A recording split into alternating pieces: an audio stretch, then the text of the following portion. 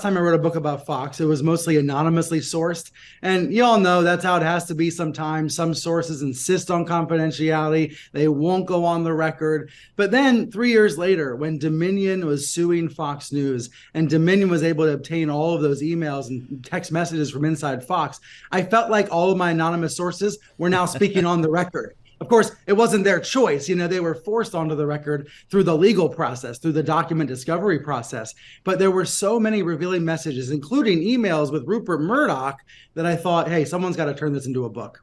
So what's your take on where Fox News goes now? I mean, post Tucker Carlson, ahead of a new election season, they've got a new CEO. There's so many changes that have happened in the last, year, 6 months to a year.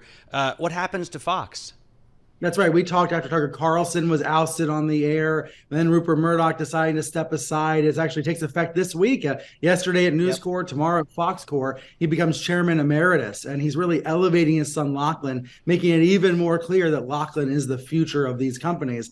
What's the future of Fox? Well, in the book, I quoted an insider saying Lachlan just wants to minimize headaches and maximize profits. I think that's what we see in the Tucker Carlson firing. He wants to minimize those headaches, and then he wants to try to figure out how to make as much as he can out of these declining cable businesses while also investing in Tubi and in Fox Nation and other streaming ventures. Of course, Fox is one of these subscale media players. It's not nothing like Netflix or Disney. So I think, in the future, anything could happen. I think the most likely scenario is we're going to see another attempt to recombine News Corp and Fox Corp, but maybe not for another year or so. So, Brian, what's in some of this? What are some of the new issues that you kind of unfounded or founded here in this new book? Yeah. What I get at is Rupert and Lachlan Murdoch's role within this company and this network, Fox News, that is the dominant player within the Republican Party. And what I found is that the times when Rupert and Lachlan should have stepped in and been more involved, they weren't. They were laid back. They were kind of letting others do the dirty work. Remember in Succession when Lucas Matson says he's hiring a pain sponge? Well, I came to realize that's what the Murdochs really do in real life. No wonder the show was so heavily reliant on the Murdoch story. They have their own pain sponges, to clean up the messes.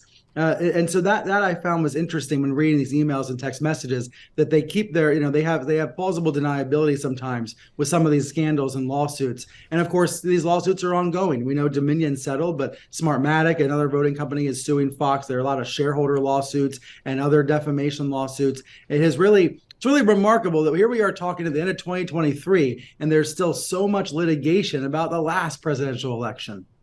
What do you think about, we've recently heard that Donald Trump was dead set against leaving the White House. And, more and more is coming to light, but it continues to shock me that he has such a strong hold on, a place like Fox or the U.S. Congress. How does he continue to have that kind of strength? I think it has a lot to do with the rewriting of January 6th. And I discovered this as I read through all these emails and texts, that after January 6th, Rupert Murdoch said very clearly, we're going to make Trump a non-person. We are pivoting away from Trump.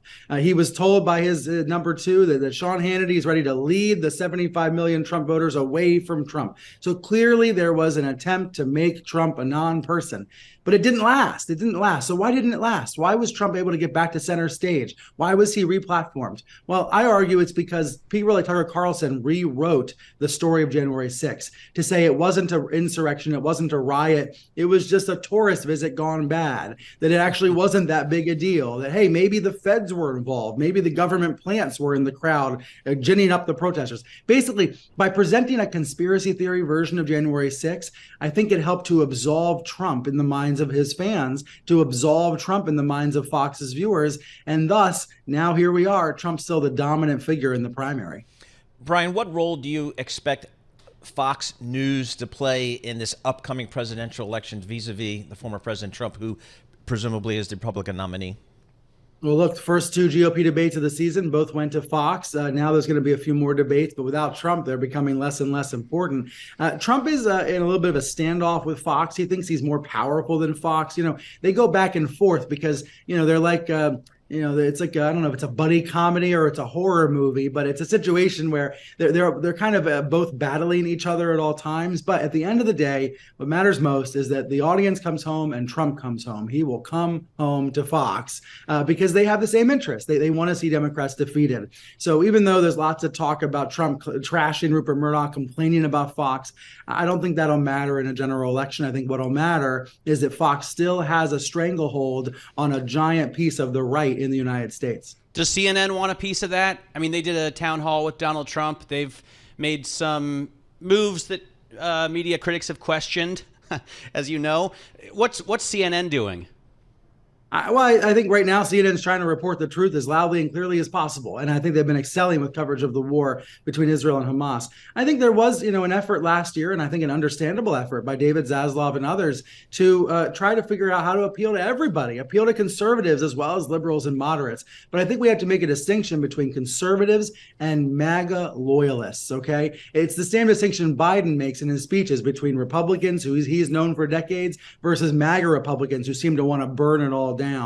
You're not going to be able, in my view, to get through to Trump loyalists who have been told for almost a decade now that the real news is fake. So if that's the strategy at CNN, that wasn't going to work. But I don't think that was the strategy. I think the strategy was, and maybe to some extent still is, to try to show that it's real news coverage, not the fake news that Trump lied about. And, that's the problem for a lot of these brands, a lot of these media brands. They're up against a disinformation campaign. So I have a lot of sympathy for the CNNs and the NBCs of the world that are trying to get the word out that they're actually just doing their jobs, reporting what's in the world, but they're up against this hurricane of noise and lies from Donald Trump. Brian, what's happened to Tucker Carlson? Do we know kind of how that has turned out yet? Because for a while it seemed like there were a lot of MAGA Republicans that were going to switch away from Fox and go to, I don't know what he's doing, but has he still got a big following?